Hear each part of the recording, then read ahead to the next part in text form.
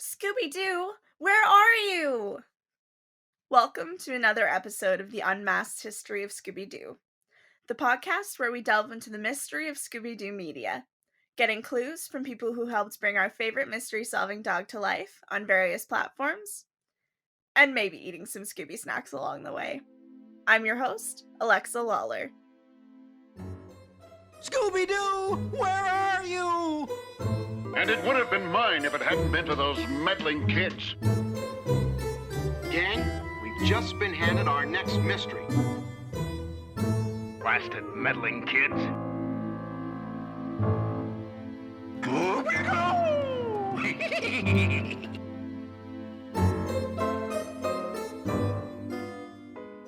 Hey Scooby fans! This week we have Rick Copp, who is the writer of one of my favorite Scooby movies, and the movie that first introduced the Hex Girls, Scooby Doo and the Witch's Ghost. Rick also wrote the 2013 special episode Scooby Doo and the Mecha Mutt Menace, which we will also go into a little bit more in the interview. Let's get into it.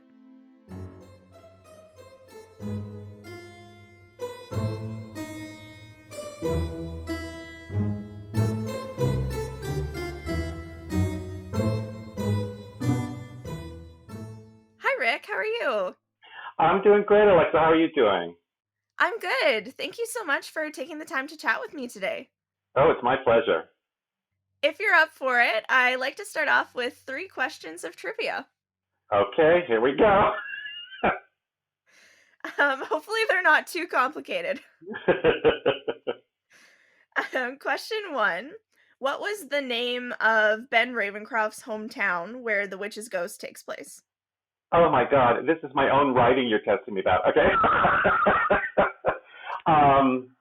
You know what's so sad is I just watched the movie again recently because I was doing a newspaper interview with the Independent in London about the Hex Girls of all things, and I watched the movie and I don't even remember it wasn't Salem. It was like because I'm from Maine originally, so I wanted it to be in Maine or New England. But what is it? Oakhaven. Oakhaven, yes, of course. Oh God, I don't think they're gonna get any better, but okay. And question 2. What are the names of the 3 members of the Hex Girls? Hex Girls, I knew it. Oh God, well I know their Earth names. God, what were? Okay, hold on. I'm gonna get this. Thorn. Yes. Dusk. Yep. And is it Luna? It is. Okay, I got one now. I got 30% of the test right. Okay. And for the last question for the trivia, in Scooby Doo Mecha Mutt Menace. Oh, dear God. All right. Who does Fred catch in his dry run of the trap instead of Shaggy and Scooby? I thought it wasn't Velma. It was a guest star, wasn't it? Yeah, it was one of the extra characters, supporting characters. Yeah. It was like was it a assistant or something? Her name was Melanie Staples. Melanie Staples. Yep. Of course, I remember after you tell me. Of course. In my defense, I also write mystery novels under the name Lee Hollis, and I've just finished a string of 20. So my plot memories can be a little fuzzy because I've written so much. That's totally understandable. Now, if this was Josie and the Pussycats, forget it. I'd be hands down. I'd be the original series. And to kick off the general questions here, what's your relationship to Scooby Doo? Did you watch it all? Yes, Alexa, I'm probably over twice your age, so I remember the original series when it first came on, and I was like 5 years old, it was one of the first memories of a cartoon that I have, and it was that, and then the following year, Josie and the Pussycats, as I mentioned, and those 2 shows were so seminal in my development as a writer, actually, because even though I got my start in sitcoms, writing for like the Golden Girls and Wings and stuff like that, my heart was always with mysteries. And so when I got the opportunity to write for Scooby Doo, it was like a dream come true. It really was. Do you have a favorite personal memory related to Scooby at all? Yeah. Well, in terms of writing, I was, I think, one of the first writers to. I co-wrote the script with my old writing partner David Goodman, who went on to do Family Guy, actually. I always wanted to play up the unspoken flirtation between Fred and Daphne. You know, it was, in the original series, it was never really that overt, and that was my mission in Witch's Ghost, which is the first script I ever did for Scooby. And I remember when I heard them recording it and the two actors, and it was just like, oh, that's exactly what I've been waiting for since I was a kid, is to see this flirtation out in the open. Definitely. And you had mentioned that you started off in sitcoms, but how did you come to work in animation? Well, I started out. I wrote my first 5 years in Hollywood. I wrote for sitcoms, but I had a really close friend who knew my love of mysteries, who knew my love of Scooby, and her name was Linda Steiner, and she was an executive at Warner Brothers, and she brought me in and David in. And we met with her and Gene McCurdy, who was running the Warner Brothers animation at the time. And they basically gave us carte blanche to do a Scooby movie. They had done one. They had done the Zombie Island one, I think it's called. And so I, of course, wanted an old-fashioned New England witches of Salem kind of thing. And Stephen King, of course, is very big in my home state of Maine. So I wanted kind of Ben Ravencroft to be that kind of character. And so that's how it got all started. And then I never dreamed that the movie would do so well. It was, you still see how popular it is even today, especially with the Hex Girls. The Hex Girls, which I never thought, the Hex Girls actually was my answer to Josie and the Pussycats. I wanted to put a girl band in the show, and then very happily, Jane Wideland, the Go-Go's, and all these great people got involved, and I thought they were one and done in that movie, but then they kept popping up in other Warner Brothers shows, especially Scooby, other Scooby incarnations, and then just recently I discovered, just about a year and a half ago, the Independent in London, called me for an interview. They were doing On the Hex Girls, these supporting characters from a Scooby movie. And I had no idea they were such big queer icons. And if you go on Twitter and put in Hex Girls, they're like everywhere. So I'm very proud of that, actually. That is so awesome. And I think we'll go a little more in depth on that later, because you're just answering all my questions right off the bat here. Oh, sorry. I'm jumping the gun. I'm unmasking the villain too soon. And so was writing in animation something that you had always wanted to do? In the back of my mind, I mean, it was more the mystery aspect than the animation aspect. I mean, I wrote a lot of Teen Titans episodes for Warner Brothers. I mean, Warner Brothers has been kind of my place where I've been doing animation during my career. I did the Scooby Doo Mecha Mutt Menace. I did a show called Lunatics Unleashed, which wasn't as creatively successful as we had hoped, but so I've had that long tradition, but it really was my love of mysteries that got me. And as you see in my later years, I did a web series called Where the Bears Are, which is like Murder Rope meets, Big Hairy Gay Guys, or all my books are like Murder Rope meets Desperate Housewives. So like you can see that's kind of my sweet spot. And that's why Scooby, which was the first mystery I'd ever discovered, even before the Hardy Boys, Nancy Drew books, that I read as a kid. Scooby was my first introduction to that kind of crime solving, which I just loved. And do you remember a specific moment where you wanted to get into writing?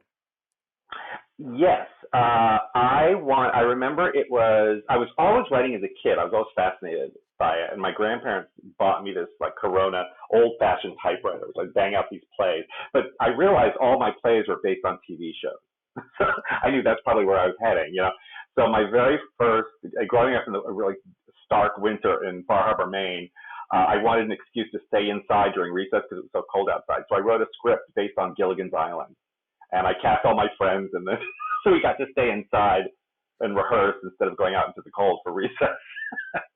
And then the play was very successful, so I went on to do like a Charlie's Angels and the Hardy Boys. I mean, just like whatever was on the air at the time on ABC, I guess. And going into Witch's Ghost a little bit here, so Yeah. you were able to completely come up with the idea, right? The studio didn't give you any ideas for it?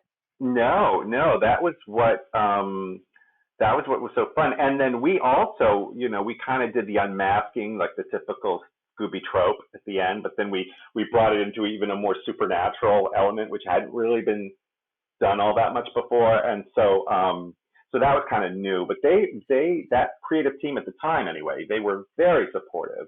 And I think we did a couple drafts, and then the producers did a rewrite, and it ended up being what was pretty much on the DVD. And did you always want to include supernatural elements in it right off the start? No, actually, I just felt we needed an extra twist. So, I felt like, well, this is a movie, this isn't a typical 20-minute Scooby episode, and so we had a lot more time for, to develop, a bigger story. And I think that's where our minds went at the time was, well, let's just take it a step further. What if it was not just, it's Mr. Cavendish, Yeah, what if you went beyond that and explored a little more of that and put those iconic characters in an actual supernatural situation? And did you have any influences or inspirations that you had put into the story? Well, as I mentioned before, I think, Josie and the Pussycats was I was a huge fan of that, which is what led to the creation of the Hex Girls for sure. I mean, that was totally my idea. That's what I wanted, a girl band, and I wanted them to be representative of what was happening. So we made them kind of, these Wiccan loving earth girls that, in nature and climate and all that, and so, they were kind of ahead of their time, I think. And I think that's why, little kids, boys and girls who were like 4 or 5 watching that movie are now in their 20s and they're dressing up as the Hex Girls for Halloween, so I think, but that definitely was rooted in my early childhood memories of Josie and the Pussycats. And then, of course, as a would-be novelist, which is kind of what I am mostly doing nowadays, I loved Stephen King, and I was very proud of the fact that he was from Maine, and so I think that character was born out of that memory of being in high school and reading Stephen King's books and thinking what a cool character he was.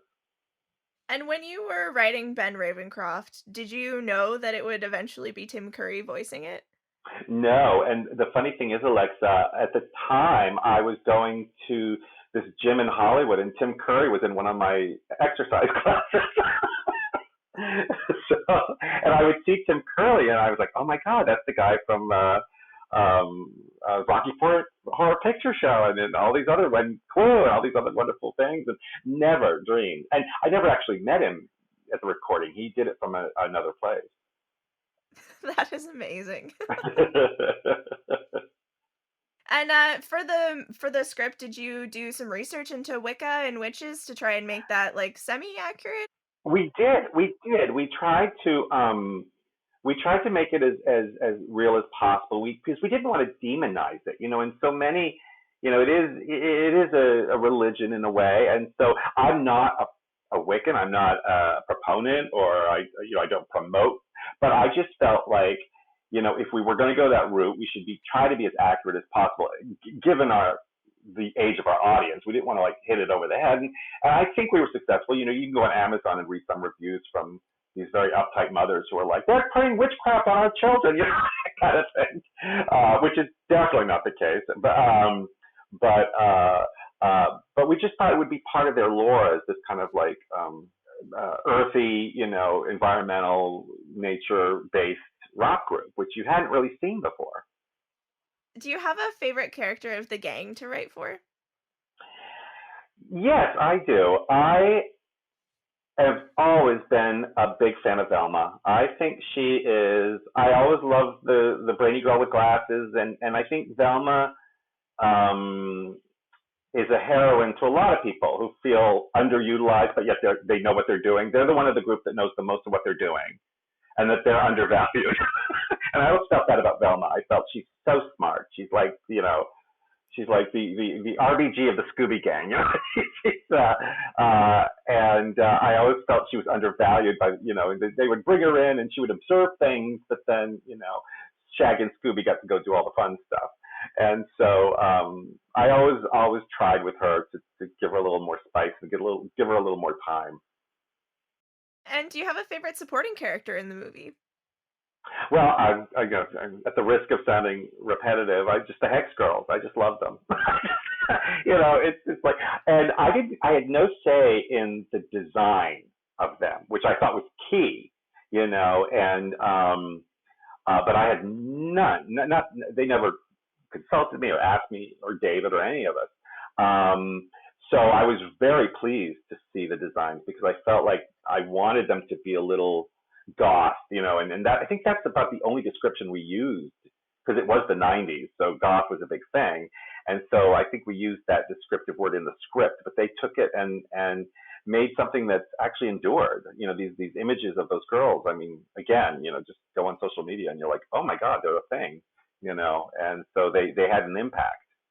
And did you ever think that they would become reoccurring characters in the franchise and have such a big impact? You know what? I've been asked this before, and yes, because shortly after the movie came out, and it did so well. I mean, beyond their expectations. They brought us in to talk about developing a spin-off series for the Hex Girls, and I was all for it. I'm like, oh my God, this is my Josie dream come true. I'm going to be doing a girl band show, and but the discussions never went beyond just creative discussions and never got into deal making or anything, a development deal or anything like that. So, but they did use those characters, and sadly, because of the Writers Guild doesn't cover animation, we aren't owed anything for creating those characters. They belong to Warner Brothers Wholesale. So, but that said, it was nice to see them appear in other Scooby shows and that they endured and that they lasted. That's very gratifying. Do you think that spinoff could ever be resurrected now? It's so funny. I did this interview for the Independent, and it was once I realized the love that kids, now they're 20-somethings, the Gen Zers now, have for them. I actually sent an email a few months ago to Sam Register, who's the head of Warner Brothers Animation. I said, look, what's happening? Do something, and never heard back. But never say never. You just don't know. That would be amazing. Yeah, I mean, wouldn't it? I think especially now, it'd be this like really cool, representative, girl group. I think that just and their message is stronger than ever today than it even was all those years ago. So yeah, I think it would be great. Definitely. And just generally, do you have any favorite memories or stories that you like to share from working on the movie? Let me think. I remember just because it was my first animated project I had done. We had written other movies. Believe it or not, I wrote an Aquaman movie, an animated movie that never, long before the live action one came out. I did an animated film called Stinky Cheese Man. A lot of projects that didn't get off the ground, that didn't make it, at the end of the day. This was the first one that did. And so my favorite memory is to see the evolution of how an animated project is made with the drawings and the animatics. And, everything's a lot more sophisticated today. I mean, it's all computers and it's so easy, to do it. But back then it was just great seeing all these animatic drawings from all the artists. And it was just incredible to me because it was like, I got in the back of the bakery to see how the cakes are made. It was really exciting for me. And so by the time I started doing Teen Titans, it was like I kind of knew what I could write for and what I could do, given all the, the artists that really brought it to life. And I think that's what was my favorite memory. And you mentioned that you had been working with a writing partner. Can you maybe describe how that process works when you're working with someone else? Yeah, we sit down and we map out the story together. And then in this case, I remember we were doing two projects at once. So I kind of took the reins of Scooby because I'm such a Scooby nut, and he took the reins of another project we were doing. So, but he would read everything I was doing. He would rewrite it. He would like make notes and we'd talk about it and sit down. So very collaborative. I mean, most of my career has been all collaborating with other people in terms of, and it's only been in the last 8 years when I started writing mystery novels under a pen name that I've really learned about the solitary life of a writer, where I don't have somebody I'm gabbing to every day and tossing ideas back and forth. And even with Teen Titans, when I wrote those scripts by myself, I still had a writing team, at Teen Titans that would go over everything with me, and we'd sit down for a couple of days before I'd go off and write, and we'd come up with almost all the beats of the story. So by the time I started writing the script, it was pretty much all a fait accompli of what it was going to be. And I wanted to go a little bit into the supernatural element of it again. Growing up on Scooby, why bring in the supernatural? Well, as I said, I know this is a controversial topic with Scooby fans because some really like it and some don't. At the time, I'm really going to be repeating myself here, but at the time I was looking at it as a movie, because one of my credits was the Brady Bunch movie a few years before, and we couldn't just write a 22-minute Brady Bunch episode. We had to make it bigger and expand the world. At least that's my creative choice. I mean, it might not be everybody's. So with the Brady Bunch, we said, let's put them in the 90s and leave them in there as exactly they were in the 70s. And that opened up the movie so we could tell a really big story and play all the comedy off against that. So people wouldn't watch our movie and say, oh, this is just a regular Brady Bunch movie. So I applied that same, rightly or wrongly, part of the supernatural element to Scooby Doo and the Witch's Ghost, because I felt this is a movie. This is going to be a 70-minute movie, not a 22-minute show. So I felt it was my duty as a storyteller to expand that, to make it bigger, rightly or wrongly, because I know I've heard all the arguments.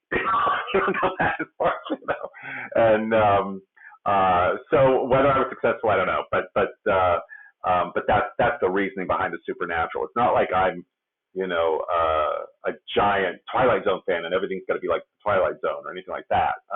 It was more of a decision based on opening up a bigger Scooby story. Yeah, that totally makes sense. And one thing that I'm just kind of curious about is when Sarah Ravencroft gets sucked back into the book, why does the turkey not go back to normal size? I don't know. You know what? You cannot blame me for that, Alexa, because that was an artist's decision. They come up with a lot of that stuff in the drawings and stuff like that. And they add lots of stuff when they're doing the animation. So I don't know. I actually didn't even. I've heard that before, but yeah, I can't answer that question. I'm sorry. Let's put it this way. In my defense, it wasn't in the script. Fair enough. And moving towards Mecha Mutt Menace, how did you come to work on that after not working on Scooby for so many years?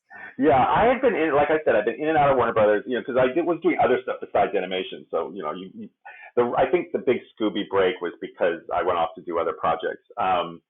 But I do remember one of my dearest friends I met at Warner Brothers, Alan Burnett, and I adore him. We still talk on Facebook almost all the time. And he was the bigwig over there in terms of Batman, and he writes all. He was there for decades as one of the head writers.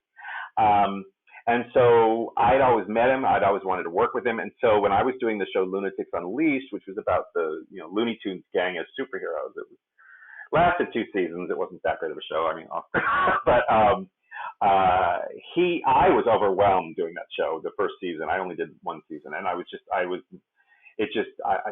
very difficult creatively. It wasn't where we all wanted it to be, and so I asked for help, and they brought in Alan, and it was like a superhero coming to rescue, Superman flying through the window to help, because he I just admire his talent, and he said he always wanted to work with me, and we teamed up and actually made the rest of the show work. We felt, at least the season we were there, and then we both left.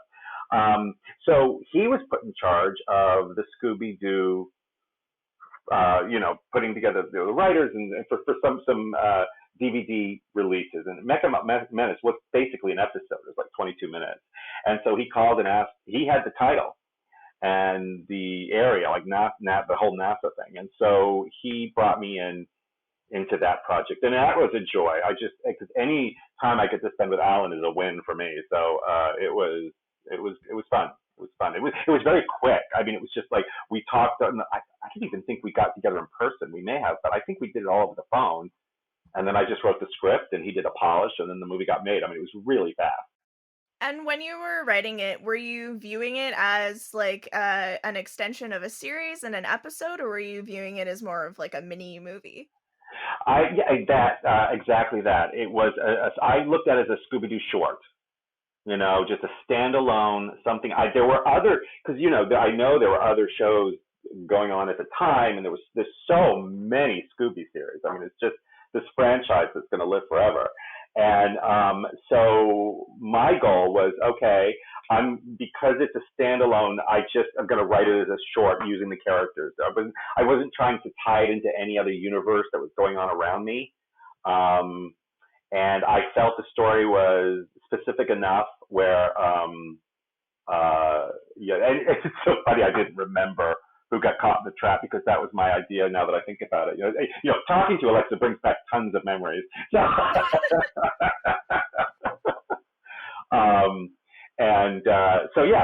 that's how I approached it. But it was more of, my eagerness to work with Alan Burnett again.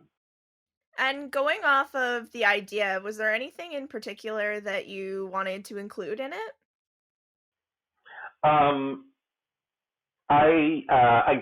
I think the Fred Daphne flirtation, I wanted to put that back in, and I think there were some moments in there, especially if I recall correctly, that he flirts with the villainess.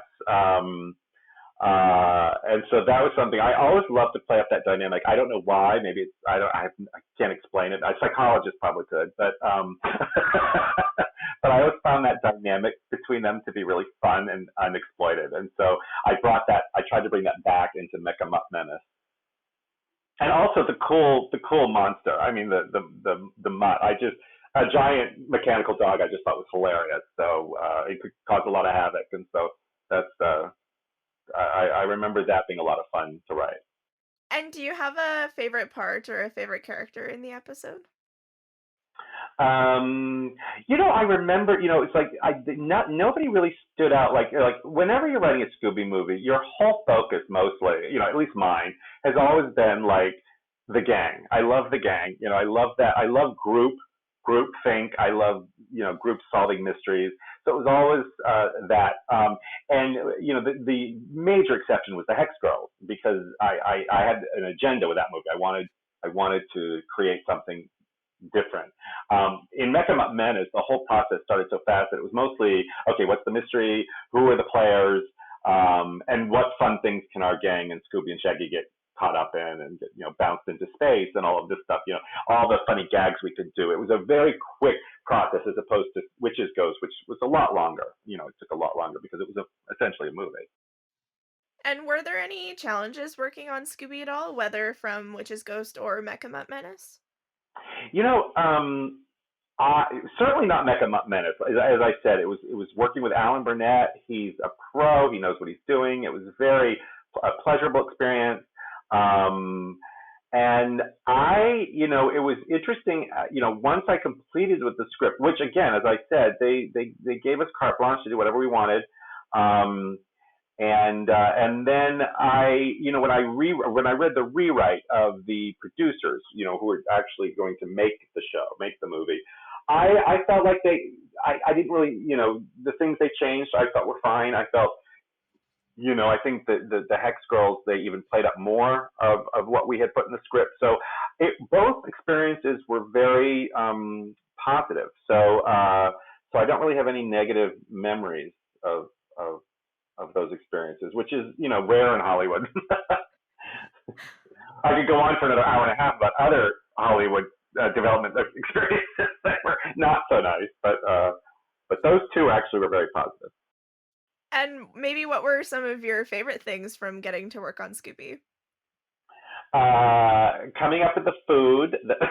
I'm a foodie, so coming up with all the food that Scooby and Shaggy would eat, both movies. And also, you know, it's funny. I find, and I know Daphne has a reputation for being kind of the airhead or danger-prone Daphne, or you know, but I always felt that there was a slyness behind her, which I love to try to slip things in. So I think if you watch Scooby Doo and the Witch's Ghost, and especially Mecha Mutt Menace, you know, you can see the side. I try to show a different side of Daphne that isn't the usual, like, damsel in distress or tripping over the wires and ruining everything, you know, that kind of thing, which I hate, you know. And so, you know, because Velma's, if you're going to say Velma's the feminist, you know, the you know, I try to do a little more with Daphne, because I think there's something there that's you know, that there's more behind the mask. I try to time the title of your show. And what was it like to be able to, you know, tackle a different side of those characters? Well, it's great because you the wonderful thing about the Scooby Gang is they're iconic, you know, and they will be for generations, I believe. So anytime you can scratch beneath the surface of those established characters is creatively rewarding. I think you have you can have a really good time. So and I remember, because the development executives at the time were these. And well, there were three, and another guy I've worked with for many years, Christopher Keenan. They just stepped back and allowed us to play with the formula a little bit, you know. And again, they know what they're doing. They know what their audience expects. So then it's not like it's like a James Bond movie. You can only go so far into making changes because people have expectations that you want to meet. But given those parameters, in both those Scooby projects I did, I was able to like dig a little deeper. And when I say dig a little deeper, I mean just like with lines here and there, with little inserts and exchanges between the characters, because again, you're working for a very specific, iconic group of people or characters. And what was it like to be able to come in and, you know, kind of run wild with characters that you had grown up watching? Well, Scooby, it was a dream come true. You know, I've been very fortunate, you know, because in my career, because I've had kind of a schizophrenic career in a way, going from sitcoms to movies to and so for some reason I've got to play with all these iconic characters, or iconic titles too, like Scooby Doo and Teen Titans, which I read as a kid in comic books, Brady Bunch, you know, with the Brady Bunch movie. I did a show called Team Knight Rider about talking cars. So there were all these things along the way that had been done before, and I got to kind of look at them in a new way, it's very exciting as a writer. You know, even creating your own, you know, characters. And it's so funny because I did this web series for 7 years called Where the Bears Are, and it was a comedy mystery. And whenever we get a review, somebody says, "Oh, it's Scooby Doo," with, you know, so it's like I always get this comparisons. Oh, it's the Scooby Doo gang, but it's these guys, you know. So even as recently as today, you know, things I'm doing harken back to my roots with Scooby Doo and mysteries and that kind of thing. And did you think that Witch's Ghost would hold up so many years later and people would still be watching it every year?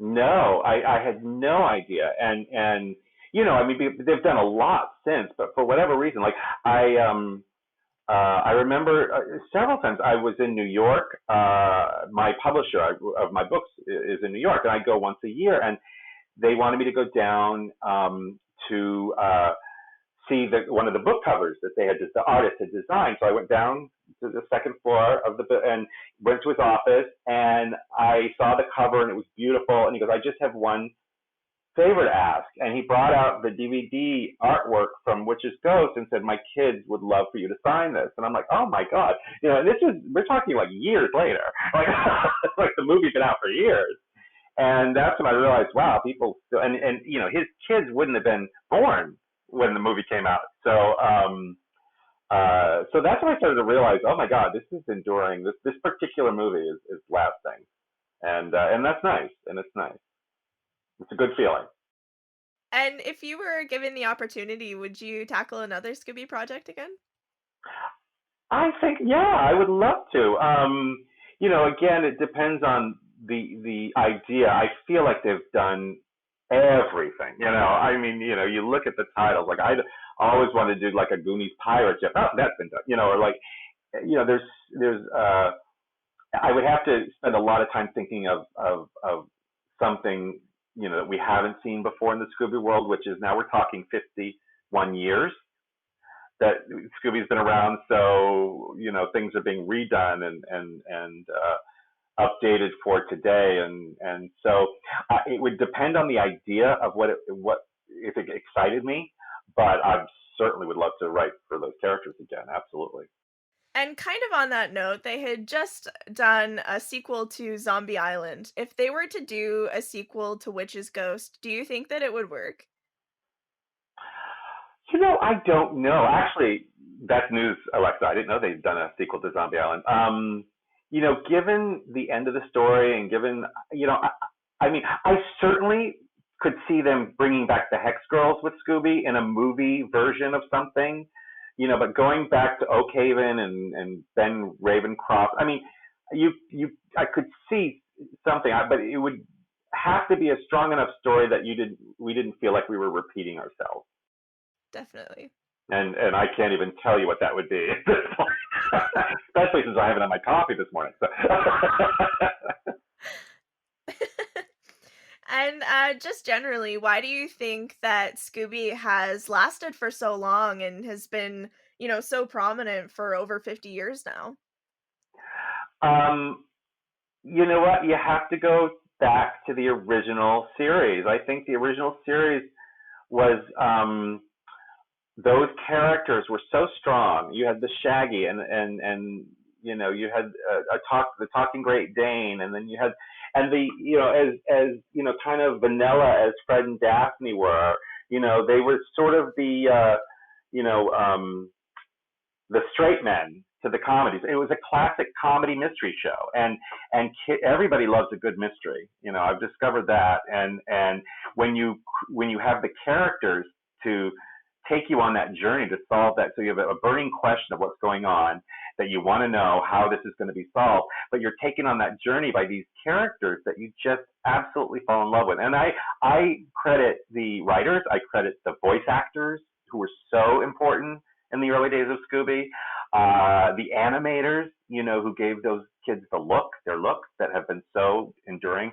I think that's what it is. I think if you had less compelling characters, the show would have just been like one of the many that you saw come in the wake of Scooby, like Goober and the Ghostbusters, and those kind of shows that don't have the lasting quality that Scooby had, because it all comes down to characters that people fall in love with.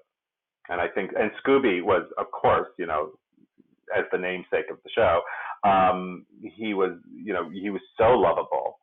And the voice was just so memorable, and so it was a group you wanted to go back and be with every week for a half hour.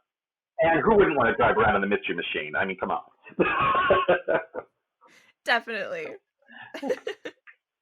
I think that covers all of the questions that I had for you. Is there anything else that you wanted to add at all? Maybe any stories that popped into your head as we were going along? God, I think we covered a lot. I'm still reeling from the quiz, Alexa. How badly I did. I mean, you got one. I got one. But I had just been interviewed about them, like, not even a year ago. So.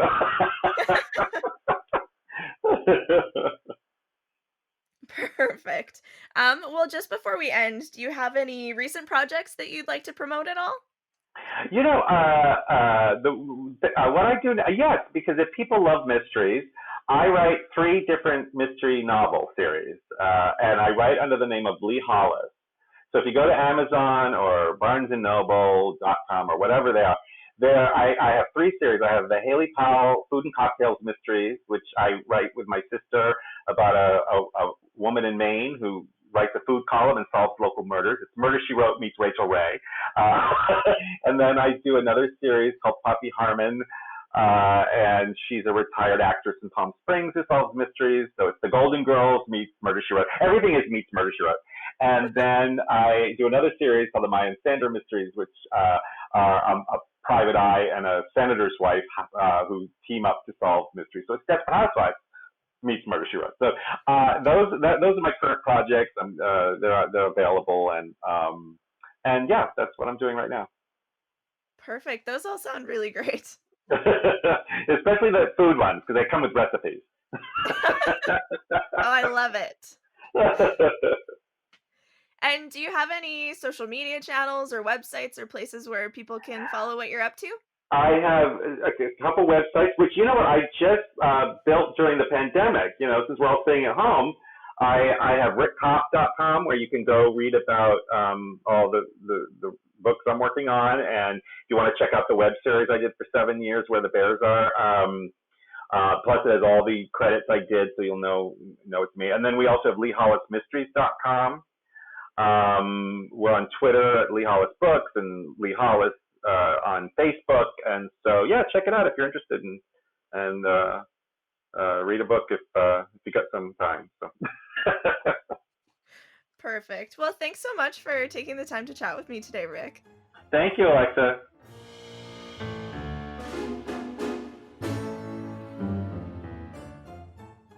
And that concludes today's episode.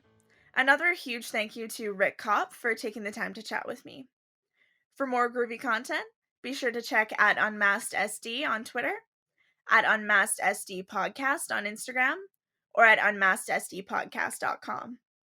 You can also find the podcast on Facebook under the Unmasked History of Scooby Doo podcast. If you liked this episode and want to hear more, also make sure to check those social media channels or the website. Or you can listen to older episodes wherever you like to get your podcast fix.